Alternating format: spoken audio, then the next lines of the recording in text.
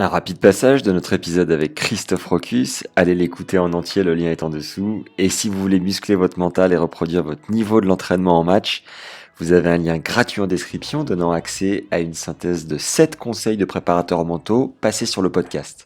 Fin novembre, ouais, c'est ça, fin novembre.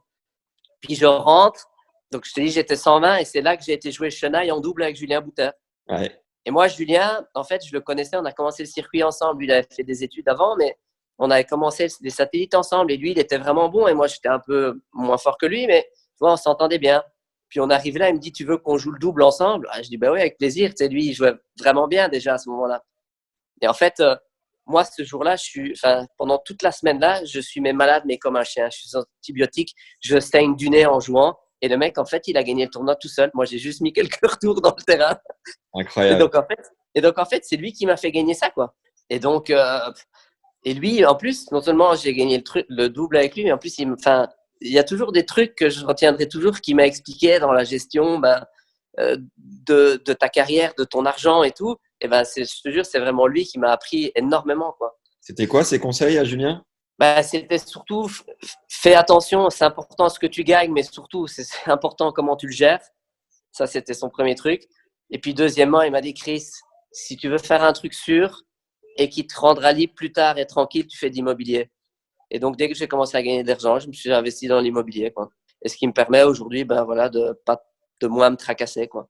Ouais, mais c'est un type hyper intelligent, quoi, hein. Et donc, il m'a fait gagner le double, il m'a donné des conseils. Puis, je me souviens encore, on volait ensemble pour aller en Australie. Et moi, mais j'étais mal, mais horrible. Mais c'était l'époque, tu vois, donc où je joue Chennai et j'arrive en Australie, mais je dois monter sur le terrain pour aller faire les qualifs, vu que j'étais 120e mondial. Ouais. Et là, là, je suis malade, mais je peux même pas jouer, quoi, quasiment pas. Et j'ai de la chance, je joue un mec, une wildcard qui est 600e, puis un autre mauvais. Et puis, je suis plus malade. Et là, je commence à jouer le feu et c'est là que je fais 8e à l'Open d'Australie, quoi. Incroyable. Et c'est là que je me dis, tu vois, en l'espace de 2 mois de temps, tu crois que tu vas mourir, tu es au fond du trou. Et 2 mois plus tard, tu as gagné un grand prix en double.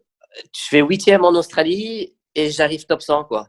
Et c'est pour ça que des fois, quand je me dis, bah oui, c'est difficile, mais on plonge vite, mais des fois, il se passe des trucs de dingue dans l'autre sens aussi, quoi. Ouais. Donc, c'est toujours de rester positif et voilà, voir où tu peux aller. Mais ce qui est incroyable, c'est que c'est cette partie-là de ma carrière qui me laisse le plus de traces, en fait. C'est vraiment ce passage-là, quoi. Pensez à nous mettre 5 étoiles et un avis sympa sur Apple Podcast ou un commentaire sur YouTube. Ça nous aide comme jamais à référencer la chaîne et à tout donner chaque semaine.